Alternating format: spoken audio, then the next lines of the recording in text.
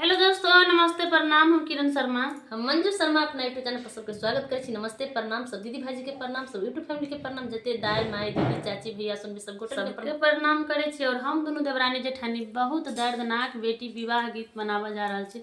अहाँ सब जरूर गीत के सुनबे और जरूर कमेंट करके बताब किनका सबके गीत पसंद पड़ल और किनका सबके नहीं पड़ल। बहुत दर्दनाक गीत है।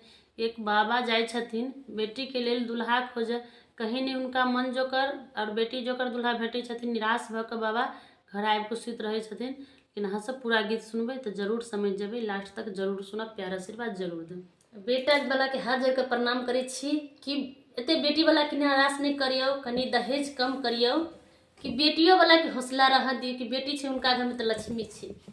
जते जते औकात बेटा के छे ओते औकात बेटियों के छे। जते काम बेटी कर सके बेटा कर सके ओते काम बेटियों कर सके, एहन की नहीं कर सके।